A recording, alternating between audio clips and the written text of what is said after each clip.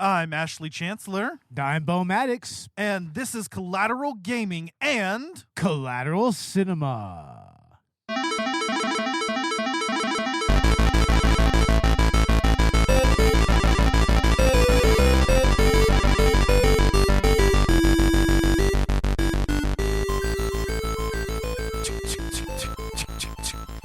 March 18th, somewhere in South Texas, Collateral Media Studios.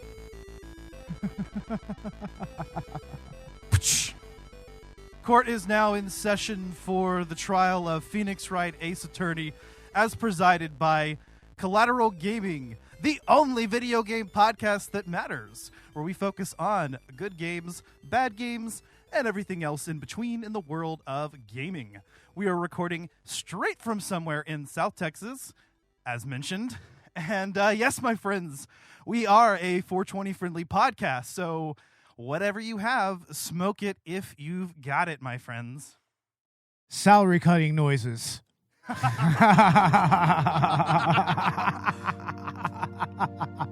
That's right, gum fuck. Yeah, you get what you deserve. All cops are bastards. All cops are bastards, especially Mike Meekins. Especially Meekins and especially Gumfuck. Especially Gumfuck. Alrighty. Yes, we do have Collateral Cinema joining us for this episode, as this is technically the second part of a collab on the Ace Attorney franchise. I mean, we did Takashi Miike's Ace Attorney movie on Collateral Cinema, right, Bo? Yeah, and that was interesting then, and I hadn't really gone through the game properly. You know, I've kind of seen like bits and pieces of it, but now that I've really seen the game in action and compared it to the movie, it's like, wow, it's like that's like one of the first movies to really adapt its source material's gameplay, like almost like note for note. No kidding, dude. So anyway, we are here to talk about the Phoenix Wright Ace Attorney trilogy this month. This part one, we're actually going to focus on the first game of the franchise, Phoenix Wright Ace Attorney, known in Japan as Gyakuten Saiban or Turnabout Trial. So, but before we get into that, of course, before we go over the facts of the case, we are going to talk a little bit about the news because, I mean, first of all, it's been a while since we've actually had a proper numbered episode on Collateral Gaming. The past couple of months, it's just been a struggle getting everybody together and, just lives being busy and shit. But glad to be back with another regular episode. And so, just going to kind of cover everything that's gone on since January. Indeed. I mean, there's a lot of interesting stuff that's gone on since the beginning of the year in the world of gaming, right? Yeah. So, first of all, this actually just happened yesterday, but rest in peace, Mr. Lance Reddick. Yeah, it was all over Twitter. When I was at work, I saw it, and it's like, oh man, he was in John Wick, he was in The Wire. I mean, he was a character actor in some very important movies and TV shows. And it's like, man, he was only 60. It's like just out of nowhere. Damn. Exactly, man. It's really sad. It just came out of nowhere, sudden. Apparently natural causes, but yeah. And I mean, he's one of those actors that you've seen him somewhere in some popular franchise or some movie along the way, He's notable to the gaming industry because of not only his work in the recent Resident Evil Netflix adaptation, for better or for worse, right? Yeah. I would like to believe he's probably the best part of that, but I haven't watched it yet.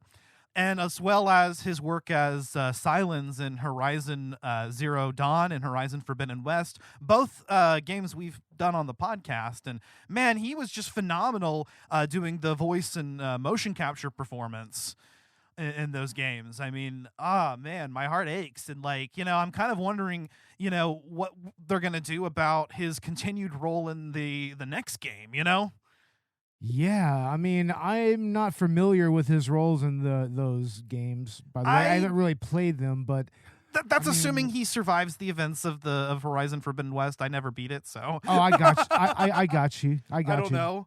But yeah, I mean, But yeah, it's a phenomenal loss for the world of television, the world of film, the world of gaming. I know. I mean, yeah, he's just somebody that has just been a stalwart of all those particular communities, and yeah, it's very, very sudden and very, very tragic. Exactly. Yeah. 100% agree. So yeah, I mean, our hearts go out to his family and whatnot. I mean, that fucking sucks. He was only 60, man. That's very young, scarily young, like really. No shit, bro. Well, in better news, we did get a Nintendo Direct during this gap of time, and we did actually cover Metroid Prime Remastered as a game launch review last month. But I really wanted to actually kind of go over some of the stuff that happened at the Nintendo Direct, because I think it was like the best news I've heard. I mean, I think all three of the gaming companies, Microsoft, Sony, and Nintendo, are not showing up at E3. So like when the Nintendo Direct, all the attention was on that. So we did get, in addition to a shadow drop of Metroid Prime Remastered, which is fantastic. Check out our episode on that. We also got a new Tears of the Kingdom trailer, and obviously more hyped than ever to play that fucking game. I cannot wait for it to come out in May. I know already it's going to be my game of the year. Awesome. Yeah, I mean, new Zelda is always an event, you know. Seriously. I mean, I'm not even that much of a Zelda fan. Even I understand, the hype behind it, because I mean, they do at least try to expand the gameplay in every iteration, so Yeah. Yeah, and even though this one is definitely going to be very similar to Breath of the Wild, I think it's going to add a lot to the table, in a lot of the same ways that maybe like Majora's Mask did for Ocarina, but that's a discussion for another time. We also did get a release on the on Nintendo Switch Online. We have a catalog of Game Boy, Game Boy Color, and Game Boy Advance games now being emulated on the Switch, not least of which included Metroid Fusion, so it's a great time for Metroid fans all around. I mean, I don't know. I tend to sail the seven seas when it comes to playing these types of games, so that's how I tend to play them. But yeah, if you want to get them on Switch, whatever. I mean, I have Nintendo Switch Online. I think it's worth it. It's great. I mean, I pay not a whole lot for it. I think I did the annual one, and yeah, it's not that bad. Excellent. Yeah. I mean, I understand if you're going to have a Nintendo Switch. I mean, you may as well pay for the service and everything. And that's where all like the virtual console where all titles the consoles went to, are. basically. Yeah, exactly. Yeah. Yeah, so that's awesome. Again, I think it kind of helps that I did get the Switch Online and the expansion pack subscriptions when I did, because it's kind of helping justify that purchase for me as Nintendo's releasing more games on more consoles. Awesome, good news there. I think they had a DLC for Fire Emblem Engage, and introducing Hector from Fire Emblem: The Blazing Blade. I think that was the one that was the best news to me, was coming to Engage as an emblem. Nice, that's awesome. Hell Go yeah. check out our episode on Fire Emblem Engage with Andrew Orozco from Geek News Now. That was a fun episode as well. I have yet to listen to it, but yeah, I mean, y'all talked about COD, right? The new COD game. The most recent one? episode was on COD, and that was with the Jacked Up Review Show podcast. Okay, so what was this one that you were talking about? Honestly, I'm so high I just forgot. What the fuck we were talking I'm about. high, and that's why I'm asking. So. Objection! Hold it. Alrighty. Anything else noteworthy in the gaming in the world of gaming? As you've seen, Bo, I mean, I don't know, you're not as much in the sphere as I am, but I know you're on Twitter, so. I mean, not entirely. I mean, I do tweet some gaming content here or there, you know, but it's usually about the latest release of something that's out on Switch, or maybe an ad for like God of War Ragnarok if I see it, but. I mean, for me in the world of gaming, I just updated my RetroArch recently, so I've been having fun with that. Nice. And also playing N64 games on that. So, hey, yeah, that's what I've been doing gaming wise. And also, I guess I have a PS4 now. Yeah, I'm selling you my PS4 because I got a PS5, so there's a little bit of personal news for you guys. You got the PS5, bro. Got the PS5. I'm so fucking Oh stoked, man. It's shit, bro. fucking awesome. I was playing Modern Warfare 2 on it in preparation for that bonus round episode we just did with Cam from Jacked Up Review Show. No, that was a great time. I'm loving the PS5 so far. Huge difference. If you have the opportunity to get one, get one. That's all I'm going to say. It's fucking amazing. Yeah, so that's it for personal news. I did pre-order Resident Evil 4 Remake, by the way, and there is a demo out, the Chainsaw demo, which features the whole like village segment, which is a pretty fairly accurate recreation of the village segment from Resident Evil 4 original from what I've played. Yeah, that's awesome. I really, really, really need to play it. But that first area is actually like expanded a lot. I played through the demo. It's fun, and I've been seeing that Resident Evil 4 is getting from critics 10 out of 10s, 9.5 out of 10s, like perfect scores or near perfect scores. So I'm really, really hyped now. We are doing a Game Lunch episode on that. So awesome. I mean, yeah, modern Resident Evil has really been knocking it out of the park for the most part recently. I mean, I don't know about the Resident Evil 3 remake, but yeah. Pretty much from 7 on to this current remake. I mean, they've really been they've really been on their game. Seriously, like seriously. I mean, Capcom. I was impressed with the Resident Evil 2 remake. It was a lot of fun to play. Capcom is on their game, and that does not exclude the Ace Attorney franchise because the series is still going strong. We've been getting TV or anime adaptations. Stage shows, a live-action movie, which we covered, and I think at some point soon we should be getting a new like mainline Ace Attorney game. Ace Attorney 7 would be great, but I mean, even then, the Great Ace Attorney Chronicles came out not that long ago, so this is another franchise that Capcom has definitely been pouring love into, even though it's not their flagship. And yeah, that's why I'm really excited to talk about the Ace Attorney trilogy because I've been so excited to get into this series for a while now on the podcast, ever since I started playing it last year.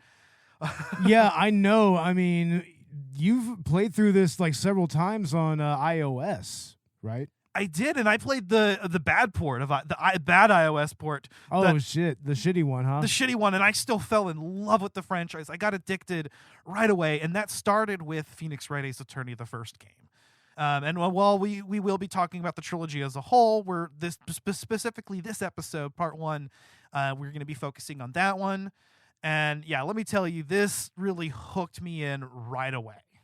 Same here, man. I mean, I never really gave this series a chance because, I mean, truth be told, I've never been much of a portable gamer, you know?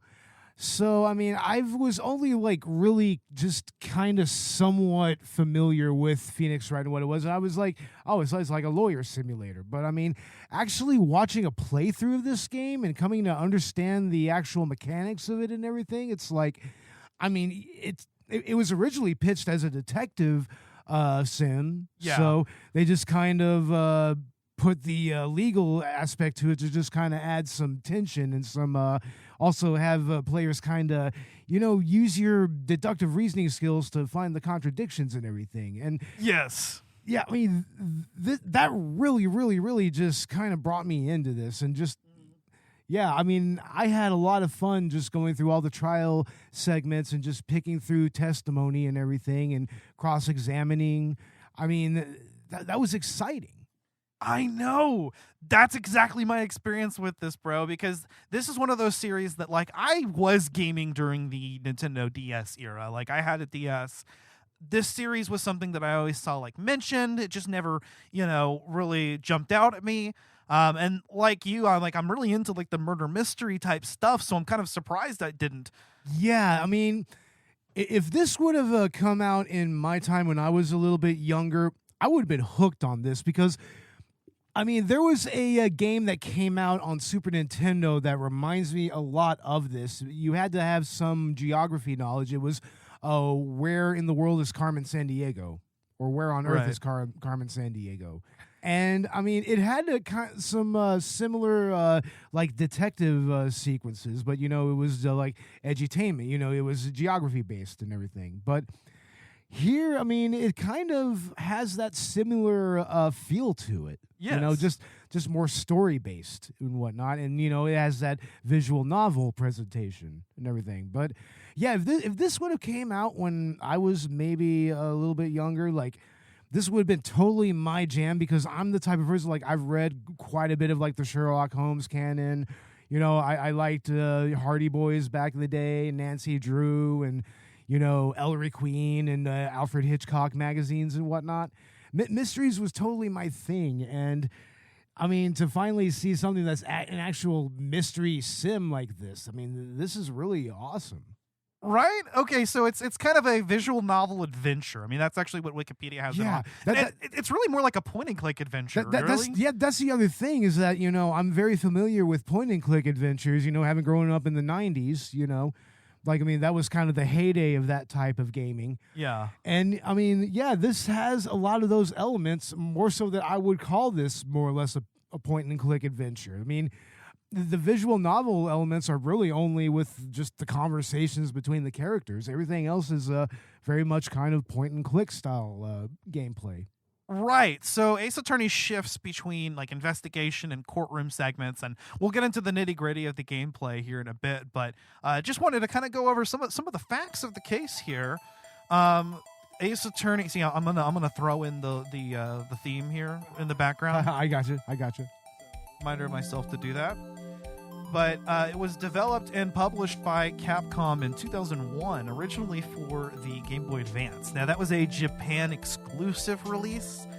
So years later, in 2005, we finally got it on the DS internationally, and that was actually after the other two games in the trilogy had came out. Now, interestingly enough, the thing about the Game Boy Advance is that it never had any backlight to it, so I could only imagine playing this game on the Game Boy Advance, I mean, I bet you had to kind of maybe squint a little hard, I mean, it never had the best screen. That's what kind of pulled me away from Game Boy Advance when it came out, and yeah, and it's like playing this on that. I mean, I can't imagine.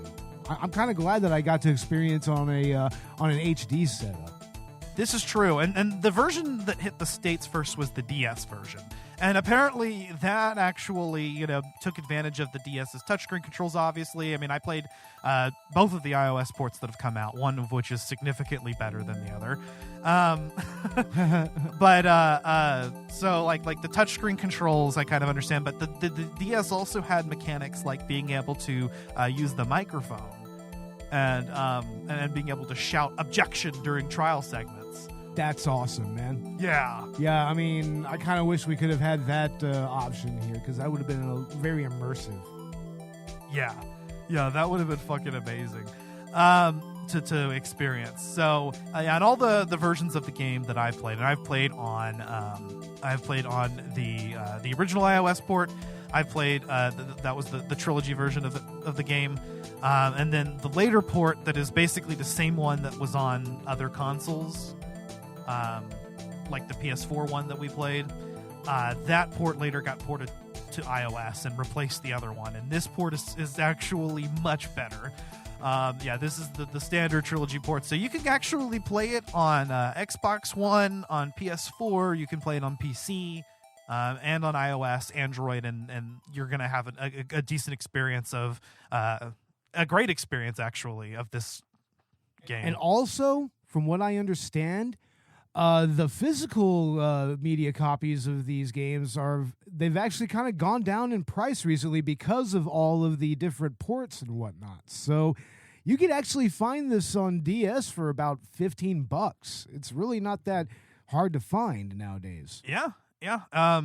And you can play that on a DS or a 3DS. So yeah, that's actually an excellent option. Yeah. Obviously, obviously you always want to play on original hardware if you can. You can also sail the open seas if you'd like. Some of the games in this franchise will require you to do that. Yo ho ho and a bottle of rum. Yeah. So yeah, that's unfortunate. Well, actually, one or two really, but that is an option to experience the greatness that is Phoenix Wright Ace Attorney. I think what really stuck out of this game at the time, and why I think it became such a, I don't want to say like a huge success, like something like Resident Evil, but to a much surprising success, I would say. Yeah, a surprising success given the number of spin-offs, sequels, adaptations. I think what that boiled down to was just this clever way of hooking you in with the courtroom segments in particular. And really, that's actually how the game starts. It starts with the the tutorial case, right, where you're defending Larry. Yeah.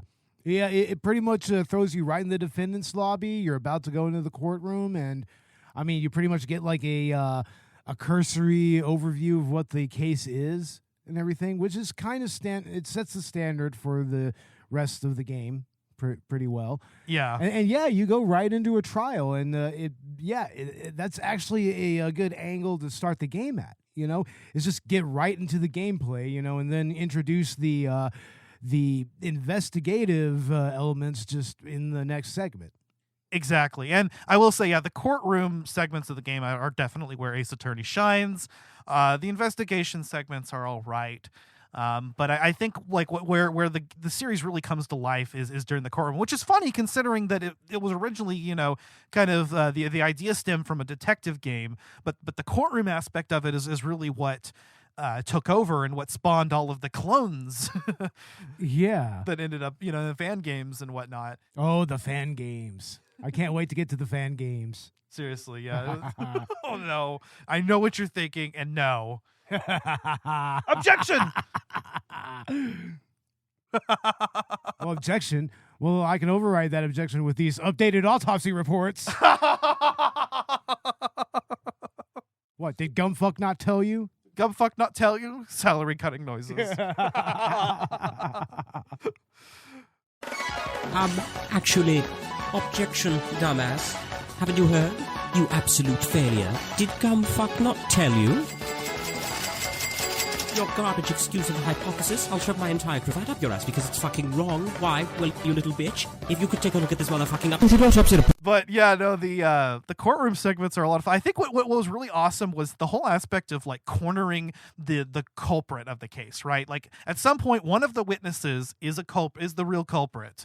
And you're trying to basically prove beyond a shadow of a doubt. You're actually basically putting them on trial in order to acquit your client at the end. I mean, that's pretty much how it goes in every case.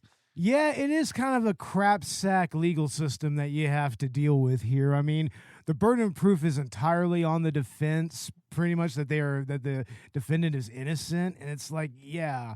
I mean, it does make for a little more of a harrowing experience with the gameplay, but damn, in real life, that would fucking suck, man. Seriously, there's a 3-day system, and all cases have to be resolved in 3 days, and the trial always overwhelmingly favors the prosecution for some reason. Like the prosecution by default is right, even if you're at the end of a trial. And you've basically proven it. You just don't have the decisive evidence. If you lose, if you happen to get a game over at that point, the judge does rule guilty. So, oh yeah, you could totally make the wrong decision and get a guilty verdict for your client. And I mean, we haven't really experienced that. No, because one part of it is that like, I know what I'm doing. I've played through the game like twice now before we played it this third time together. Yeah.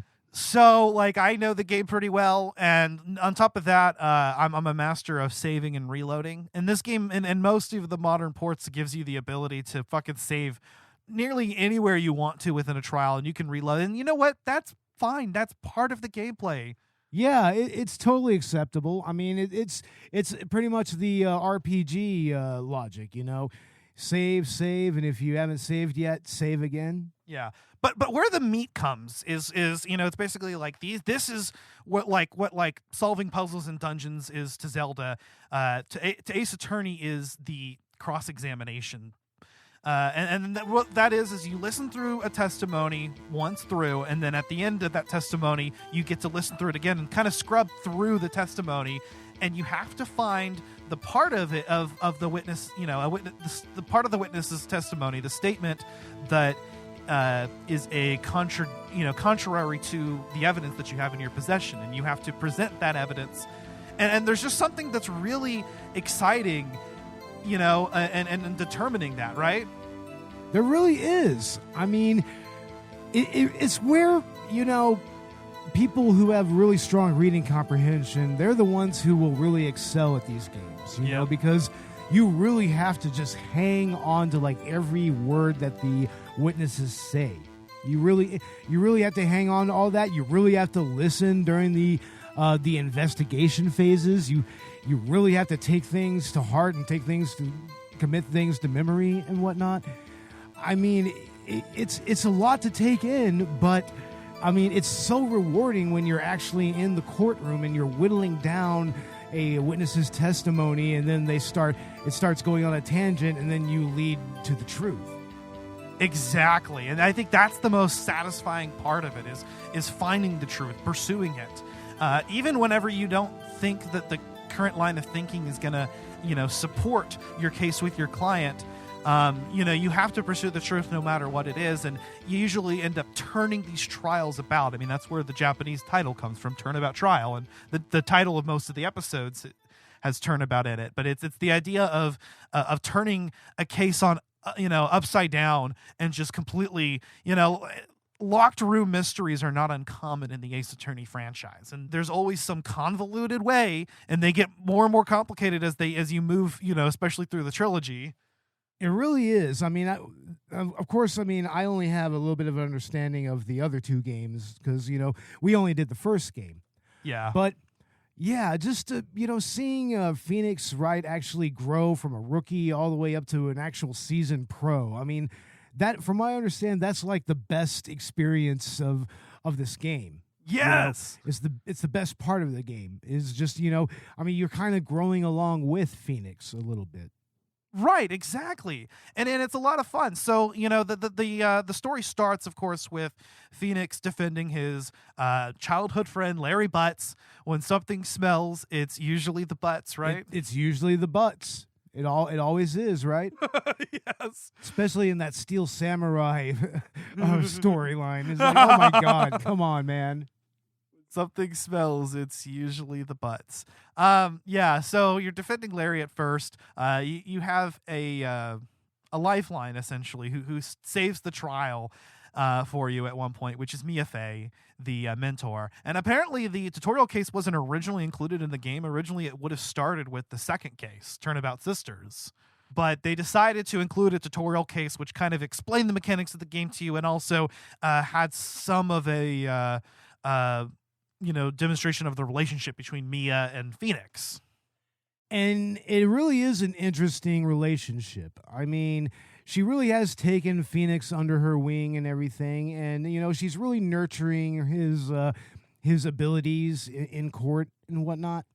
Yeah. And that's what makes her early death in the series so interesting, It really like just influences just everything that comes after it, especially when you get into like the DL9 case and what now? DL6. DL6.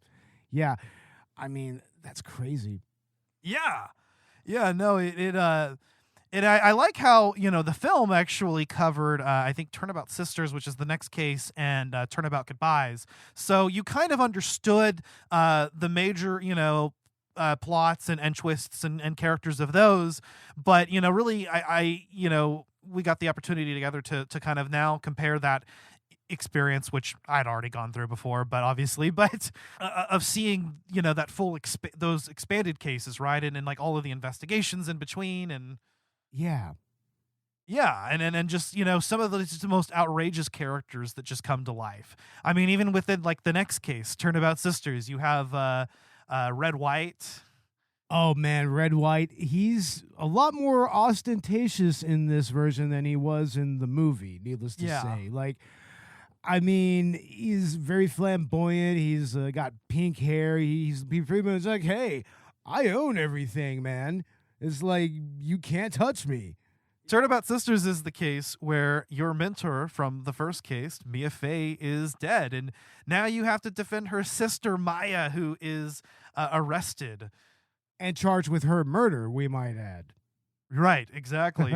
and so, like, right away, you kind of get the sense that Maya is just not the culprit. I think as a player, it's very obvious. Well, that, and they also show us the culprit at the beginning of the episode, right? Oh yeah, of course. I mean, it's really the only other case that kind of does that in the first game. two do that, yeah. The first two, yeah. Kind of show you the culprit, so that when you see them take the witness stand, you kind of like go off and be like, "Oh, I've seen this guy before. Okay, is this the culprit?" It was, yeah, exactly. So yeah. I think it's really well done. But anyway, yeah. So you're defending Maya, and I think right away we just know, like, there's no way she could have done it. She's just way too sweet. absolutely. I mean, she's a very naive, young, and just inexperienced kid, and I mean, she just had that dumped in her lap, her sister's death, and now she's being accused of it. It's like, I mean, yeah, you gotta help her, man. It's like, you gotta help her out. I know, like you just immediately want to do that, and I love how the game just kind of pulls you in. Like, I was hooked in just from that first trial segment, doing defending Larry and cornering Mr. Frank Saw It. Oh yeah, that is hilarious. Whenever he gets flustered and he just throws that toupee at you. That's what it's about. Is the culprit witness always has a breakdown animation, and it's fucking amazing. But yeah, I mean, immediately, you're kind of just hooked into the story and the characters. You had some time to kind of get to know Mia, and so you do kind of feel the loss there for Phoenix. I mean, that's a lifeline that he had, and now he's on his own defending Maya and then himself. But Mia is still very much a present character throughout most of the game, as well in Right. her own way. Because of the spirit channeling. That's what really actually took me out for a minute. Because when I was playing the game, I was just like, okay, it's like a courtroom drama. She's like, okay, she's a spirit medium. But, like, she doesn't really do that. And then she really does it. I guess the skeptic in me should. I know. Yeah, and she pretty much takes up Mia's form in Maya's clothing. And her tits enlarge. Yes, her tits enlarge. They become much larger. Mia is fucking She does have that maternal quality to her. does. But yeah, no. Mia is hot, and Maya is one of my favorite characters. I mean, she's just so adorable. She is great, man. It's like she knows how to liven up the situation, whenever. You know? But I mean, she's also very sincere and very, heartfelt at times. Exactly. She's genuinely one of my favorite characters, and I'm so glad they reintroduced her back in Spirit of Justice, because, like, I really missed her whole dynamic with Wright. Wright himself, I mean, Phoenix is, I think, actually kind of a really interesting character, because he's not just like one note or like faceless. He's actually got quite a bit of character to him, right? Lots of personality to him. I mean. And like I said, you see him grow throughout the different games, So here in this game, you really feel his naivete, but you also see it kind of, melt off as he becomes more and more confident in his court cases and everything. And he does get more competent over time, and especially in the later games. And it's actually really awesome to see his journey from, a rookie attorney to, a name in the world of, in the legal world. But what I like about him is that he's also very sarcastic. Oh man, his wit is top notch, especially if he has to go toe to toe with people like Edgeworth all the time. He's got to have that a little bit of that wit. Yeah, but also dealing with Maya as well. I mean, she's still just kind of to him an annoying kid. So he always plays the straight man, but then like when you see his ass get kicked in court. Oh yeah, man, he could be a little goofy. Yeah, I love like that mix with his character, and it makes for an interesting dynamic with Maya, and of course with Mr. Edgeworth. Did Gumfuck not tell you? Actually, objection, dumbass. It's because your entire fucking hypothesis is wrong. I'll shove your entire hypothesis up I'll shove a cravat up my ass because it's fucking entire- wrong. Your Your entire hypothesis is garbage. I'll shove it in my cravat up your ass because it's fucking wrong. That's it. Yeah, there it is. There it is. Oh man, the memes that this game inspired are great. Actually, The clown girl. the clown girl. It's like That was from a later game, but even this game introduced the Almost Christmas meme, and then the Ace Attorney shitposting group, Ace Attorney ladder posting, actually has around Christmas time they changed the name to Ace Attorney Almost Christmas posting. it's almost Christmas. Every December, yeah. It's Almost Christmas means it wasn't Christmas. It's weird that became that particular line became a meme. That's funny. And then, of course, the ladder joke, which is a gag that appears actually at least once in every game, apparently. So is it a ladder or a step ladder? Well, I think that maybe you shouldn't think so narrow-mindedly about it, or whatever the fuck Maya says. I think it's a ladder. Actually, it's a step ladder. Objection. Overruled. It's a fucking ladder. Hold it. But yeah, the dynamic between Phoenix and Edgeworth, I think, is really central focus. I mean, obviously, they're the internet's favorite couple, and you know what? At one point, I was Phoenix and Maya from like game 2 on. Now, I don't know. I might be switching allegiances on my by my third playthrough of the game. Phoenix and Mia all the way. Phoenix and Mia, if she was because She was Mia alive. Mia has somebody.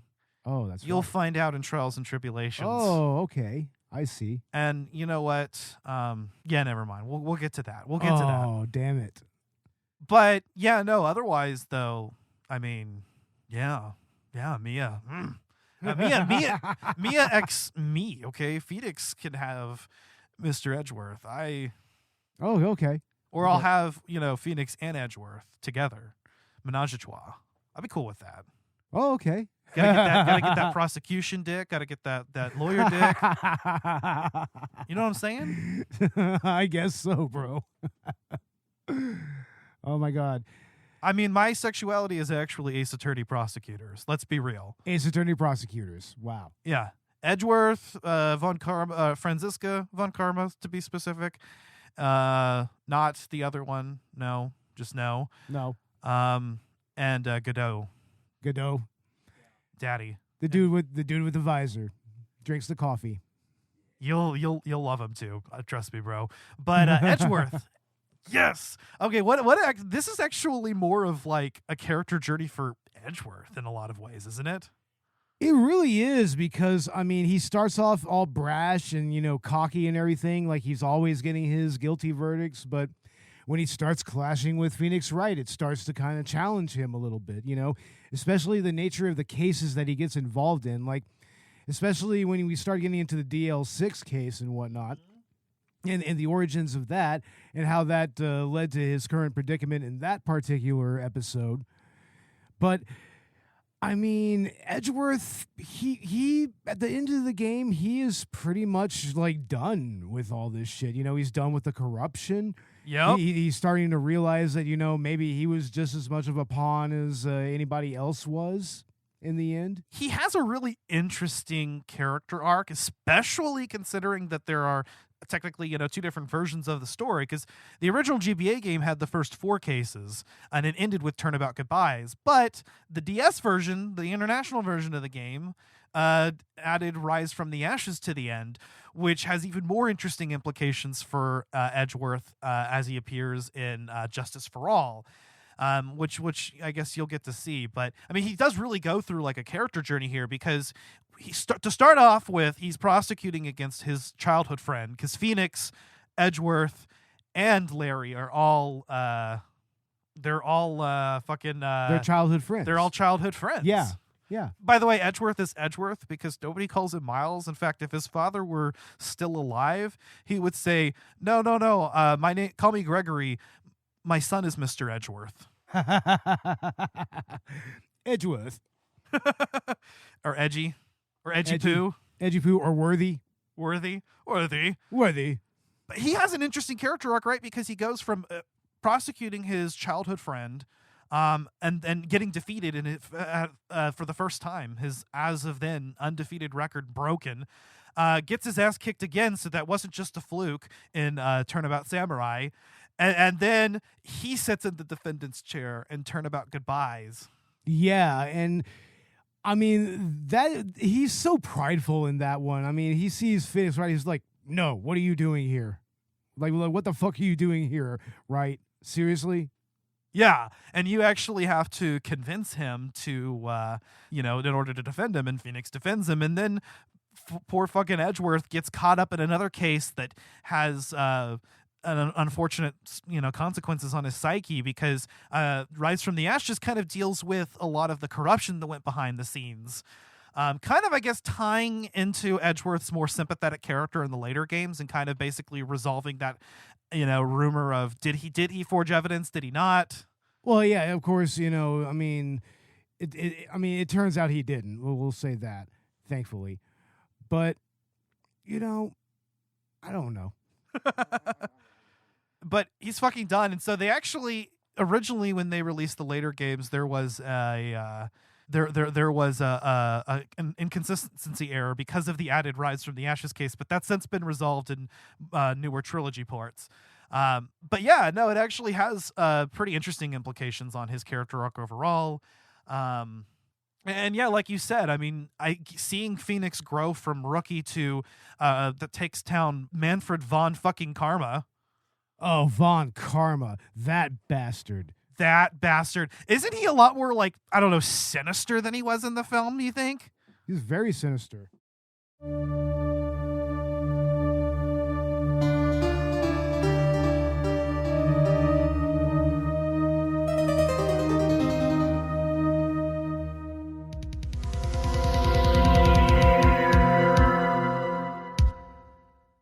Objection! The original courtroom adventure is back. Bigger and bolder than ever before. Join rookie attorney Phoenix Wright as you solve intriguing and intricate cases and protect your innocent clients from false accusations. Unreliable witnesses work relentlessly to stack the deck against you. Turn the tables around, see through their lies, and call them out. Objection!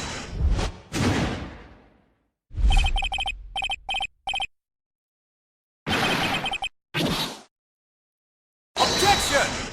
Face off against a trio of prosecutors, each of whom are cunning and fearsome in their own right.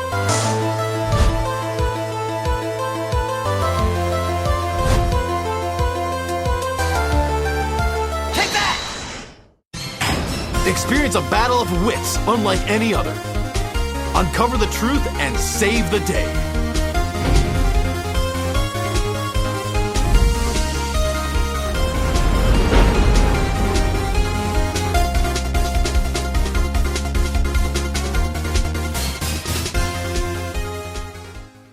Yeah, man, Von Karma, that fucking bastard. Jesus Christ. Man, he rules everything with an iron fist. Like, I mean, he's even, like, just directing the judges, like, Judge, it's like, verdict, now. Yes, this fucking bastard. He is just, Von Karma is the man that, he's the final boss of the game, basically. So you have Turnabout Sisters where you defend Maya. She joins onto your team. She becomes your assistant through the rest of the series, through the rest of the game. You go through Turnabout Samurai, which was kind of a more like one-off case. I mean, that was one that you got to see for the first time. Yeah, that's kind of an okay one. I mean, I've heard that there's a little bit of a meme in the fandom that, the third cases are usually kind of the shitty cases. Sort of. They're usually the weaker ones in the game. That's the true. Weaker ones. That's very true. Turnabout Big Top. Yeah, but what was... And let's see. Third one is it Recipe for Turnabout? I think it is. Yeah. Yeah, those are typically that is the weakest one of that game too. Yeah, they're typically seen as weaker episodes, but I thought that it was cool because it was based in a TV and film studio, man. I mean, and And, it's obvious, that, there were, like, fanboys, like old bags of fangirl of the victim and everything, or the erstwhile murderer. I don't know. Yeah, exactly. And then there's the fucking Salmonella character. Salmonella. Oh, my God. By the way, yeah, the names. So there was, Frank Saw It, Frank Red Saw White, It, April May, Penny Nichols, the Dick Gumshoe. Dick Gumshoe. Why haven't we talked about Gumshoe? Gumshoe is the lovable. Gumshoe is the best, man. I mean, he's still a bastard, but he's a lovable bastard. He's a lovable bastard, man. I mean, yeah, he really grows on you, like, really, really quickly, and I mean, he idolizes Edgeworth so much, which is kind of adorable in its own way. Even though he's a fuck up and he had the outdated autopsy report, right? Oh yeah, no, he totally, completely fucked it up, and that's why the salary cutting noises are getting louder and louder and louder for him. But man, yeah, no, he just tries so hard for Edgeworth. He does, man, and it really hurts him whenever it turns out that they fucked up. He's just like, damn it, man, I let everybody down. I let Edgeworth down. I know the bashful head scratch. Yeah, he's just like, damn it, man. Sorry, pal. Sorry, pal. Everybody is pal. I love it. Yeah. Oh, I love Gumshoe so much. He's also one of my favorite characters in the whole series. But yeah, no, you have the Turnabout Samurai case. He's in that one. And then we finally get to Turnabout Goodbyes. Edgeworth is in the defendant's chair, and Von Karma, the final boss. Ooh, yeah. Back around to that. I kind of wanted to lead back into that. Yeah, back to Von Karma. As far as final bosses are concerned, I mean, like I said, he's formidable. He has control of the court. I mean, he pretty much knows your next move and everything. I mean, he has a retort for every contradiction that you bring up. I mean, you really have to kind of wheedle at him a little bit, kind of needle at him and just kind of, chip away at his facade. Well, he's perfect. And he has an undefeated 40-year record as a prosecutor. Except for one day, which, yeah, leads to his downfall. The one imperfection in his record leads to his complete, downfall. And, it is basically, it is implied in the later games that he was executed. Well, I mean, good. He's a bastard. Fuck him. A fucking bastard.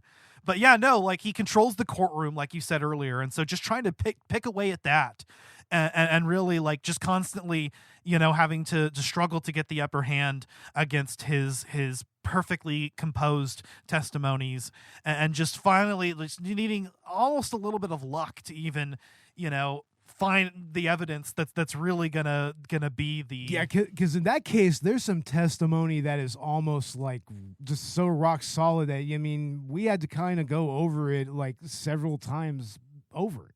Yeah, I mean, you really have to like kind of parse through everything and like really look at the evidence that you have and just make sure that the evidence that you want to present is going to, beyond a shadow of a doubt, prove what you're trying to say.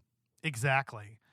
And I think that's what's most fun about the game is just finding the logical progression to really unravel the case. And sometimes you're there and you know exactly what it is. And I think a great example of that is the final trial segment in Turnabout Goodbyes, where you're just really nailing the coffin on Von Karma, putting the pressure on for both the current case and the DL6 incident from 15 years ago. It is just fucking amazing. I think there's that sense of satisfaction when, no, I know where this is going. I mean, you and I were just getting into it. The pursuit theme is playing.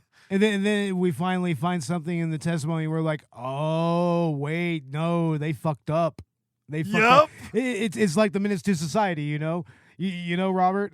Robert just walked in. It's like, hey, you see what you did there, right? You done fucked up. Exactly. I mean, you get to that moment there, Slipped up. They slipped up. It's like, no, you fucked up. Yep. Yeah, exactly. You bought the beer at 12:30.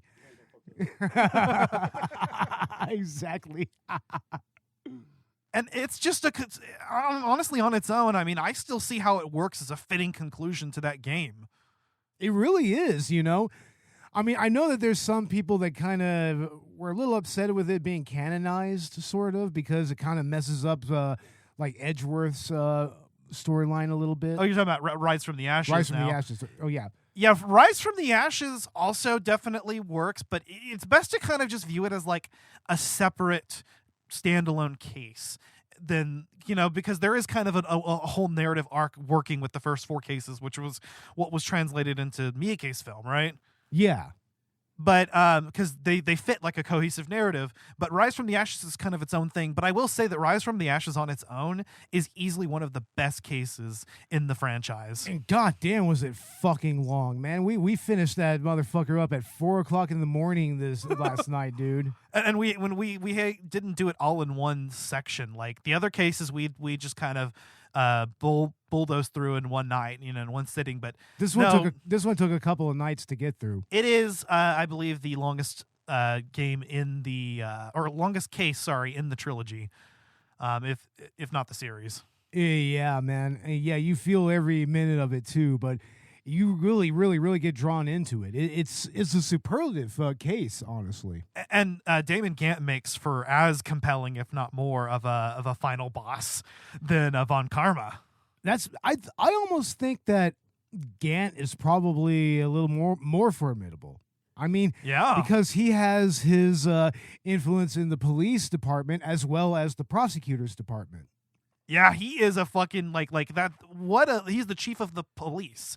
So like, what a formidable antagonist, and you basically have to fucking take him down. And what's funny is you don't even really suspect him until the final day, or the final investigation segment, I should say, is really because throughout that point he was intimidating, but he hadn't had this jovial attitude, right? Yeah, he's so jovial. Like I actually liked him at first. I was just like, oh, he seems cool. But then it's just like, oh no, he's a massive, controlling, power-hungry dick. Yeah. Yeah. And of course you get in, you're defending Lana Skye, the sister of Emma. Emma is basically like she's kind of the Maya of this case, but she becomes her own character and appears elsewhere in the series and matures in later games. Yeah, it's really interesting to see them introduce this character, and also the parallel that they have with the Faye sisters. Mm-hmm.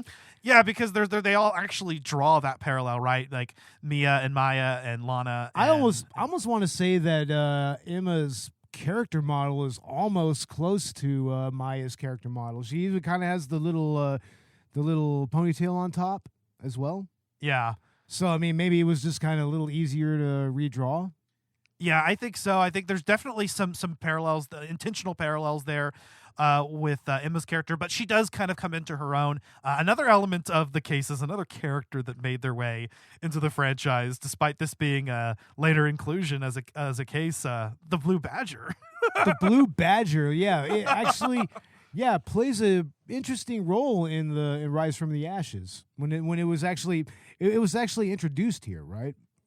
Yeah. This was the so the Blue Badger, I believe, is an examinable prop in the background in Turnabout Goodbyes. Yeah. If you go to the Criminal Affairs Department, but that's it. This is where they really kind of fully flesh that out. If I'm not mistaken, I just played this 3 times over, so that should be right. Yeah, and that goddamn plywood fucking prop is so creepy. It's like, god damn it. and apparently, the whole origin of the Blue Badger that actually becomes a pivotal part of the case, right? It does, yeah. It actually kind of, it points to the so-called culprit of the evidence room murder. Yeah, and then you basically almost prove that it was Emma that committed the murder in SL9, which is obviously parallel to DL6. Yeah, total parallel. And again, dealing with in both of those cases, pulling up a trial from before that was as of then unresolved, but about to get a lid on it, and bringing up and solving both that and the current case. Really fucking awesome. That's why these two cases, Turnabout Goodbyes and Rise from the Ashes, really stand out. But anyway, using that, and then basically there's that heart-sinking feeling where you realize that, like, oh, what, fuck, Emma fucking did the SL9 incident, but then you turn it around at the end and she really didn't. And that's something that's really incredible about Ace Attorney, is sometimes, like, you'll really think that there's no other way, but the game will really turn it around, the logic around, and just like uncovering that bit by bit is just really, that's what the formula. Oh yeah, I mean, you will have a line of reasoning where you'll be like, yeah, I'm pretty sure that this is what this particular bit of evidence is going to prove here, but you can easily go down a different tangent. It'll change things around on you. Yeah. It is just fucking exhilarating. I just immediately fell in love with this franchise because of this game, honestly. I guess we'll sort of kind of get into our final thoughts here, starting with you, Bo. Phoenix Wright Ace Attorney, what's your verdict? Oh, the verdict is totally awesome, man. I mean, this is such an engaging and immersive point-and-click adventure game, and it really even has a little bit of a nostalgia factor, like I said, going back to the 90s when those type of games were really, really prevalent. I mean, I kind of wish that this series would have brought a lot more of that type of gameplay back, which you would think would have worked on the DS and everything, but I like the characters, man. I mean, the characters were always interesting, even in the weaker cases. Yeah. I mean, they still had, interesting people, like I mean, in the Steel Samurai case, I mean, you had you had Old Bag, you had Penny Nichols, you had Salmonella. I mean, it was really, really fun to get to know those characters, and kind of see how they work on the stand, when you're actually cross-examining them and everything. Like the best one was Windbag. Like taking on Windbag was fucking amazing. Old Bag. Yeah. No, Windbag is just about I'd say that's about as accurate as well. She's an old windbag. Windy old bag. She's a windy old bag, yeah. I mean, old bitch. Windy old bitch. No, that was satisfying taking her on, because it was just like, oh, you bitch, you need to be taken down a few pegs here. You know who was fun to take on?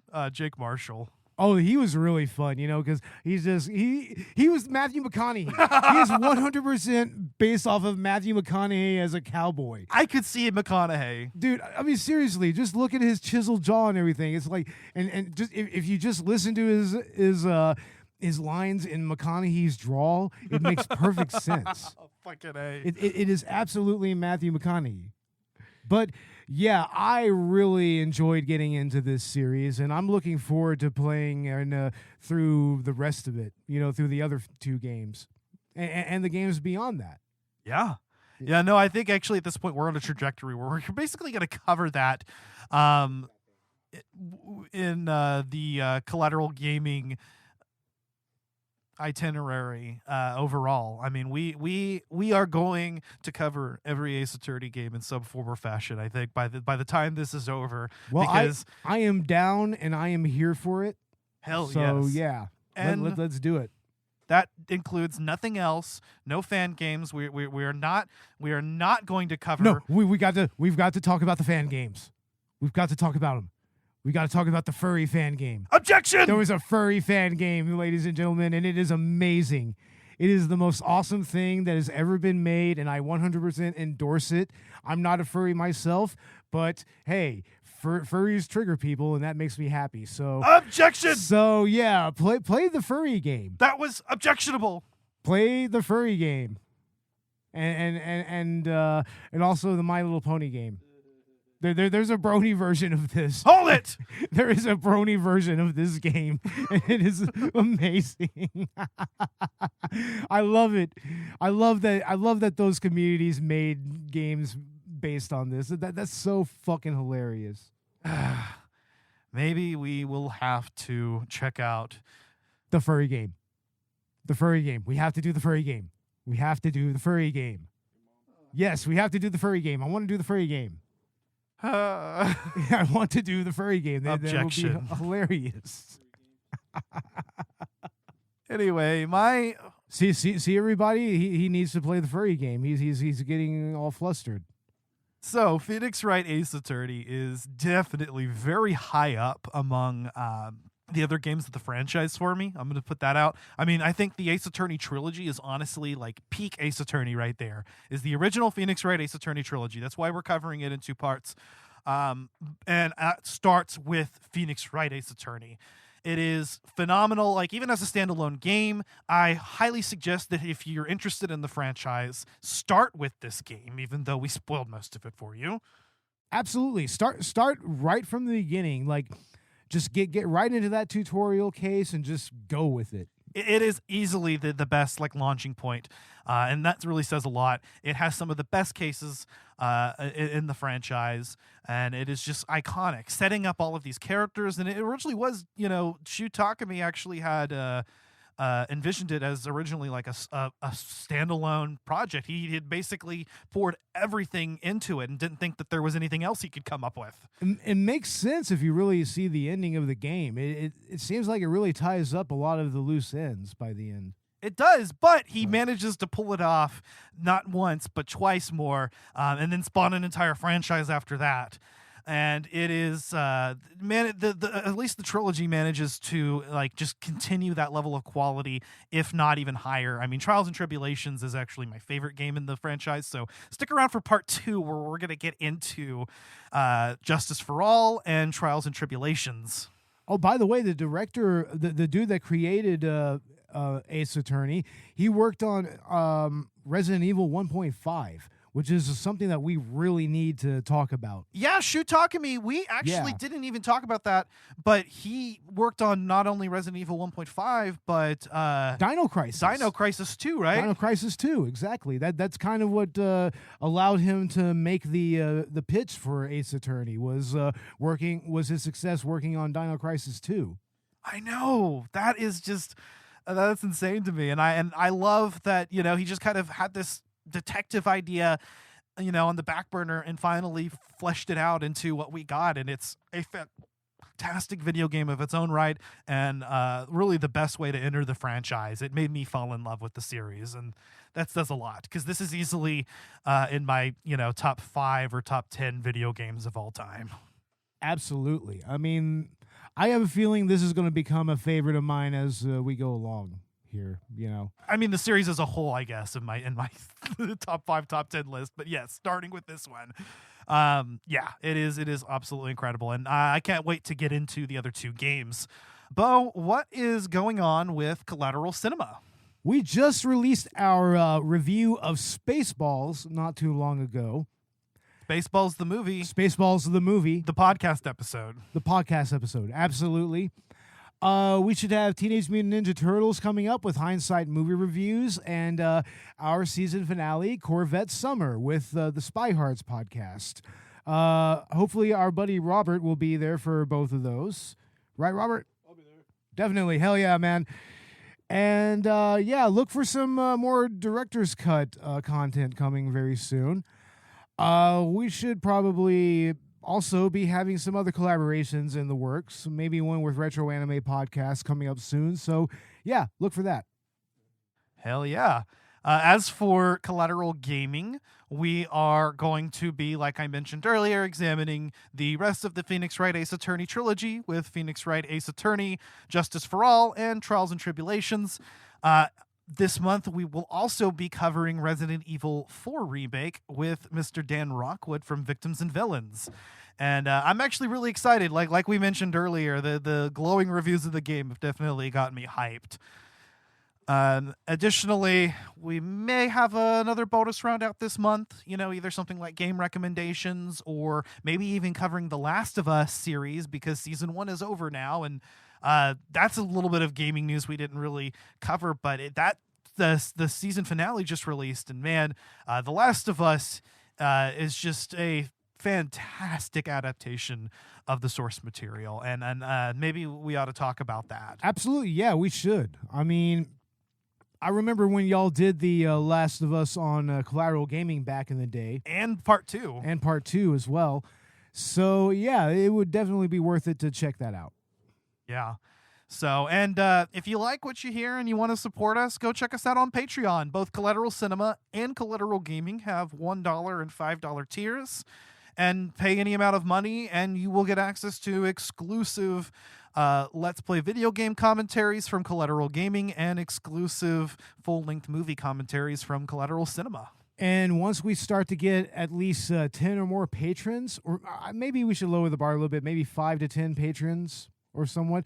Once we have 5 to 10 regularly contributing patrons, we're going to start releasing our episodes early, like a few days earlier than before we release officially. Yeah. And also, when we start getting merchandise, we'll go ahead and start giving some of that away as well, like maybe like a sticker or a coffee mug or something for like the $5 tier or whatever. Yeah. Yeah.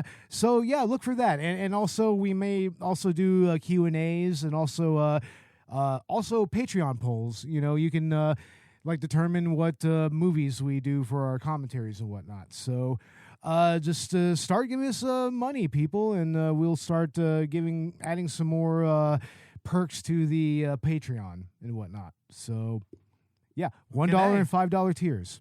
You can also follow us on Twitter, Instagram, and Facebook at C Gaming Podcast, at C Cinema Podcast. Check us out on Good Pods, Podchaser, and stay tuned for more content. Season 5 of Collateral Gaming and Season 6 of Collateral Cinema are coming to a close soon. I believe with Collateral Gaming, let's see, next month in April, we are going to be doing our Bad Game Month. So we'll have Plumbers Don't Wear Ties and E.T. the Extraterrestrial, as well as our 420 special on Conker's Bad Fur Day. That's going to be great, man. And then our season finale on The Legend of Zelda Tears of the Kingdom.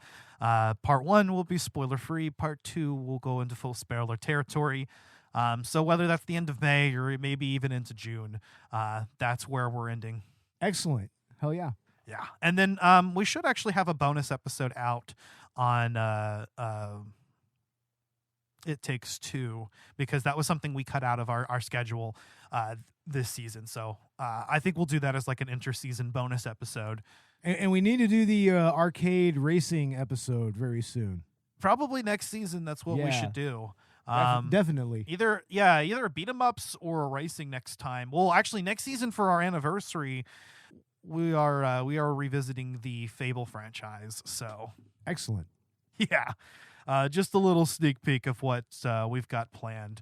But yeah, I'm really excited to get into the next 2 Ace Attorney games. So we'll see you guys then. So until then, I've been Ashley Chancellor from the defense. And I have been Bo Maddox for the prosecution. And this has been the trial of Phoenix Wright, Ace Attorney. And Objection!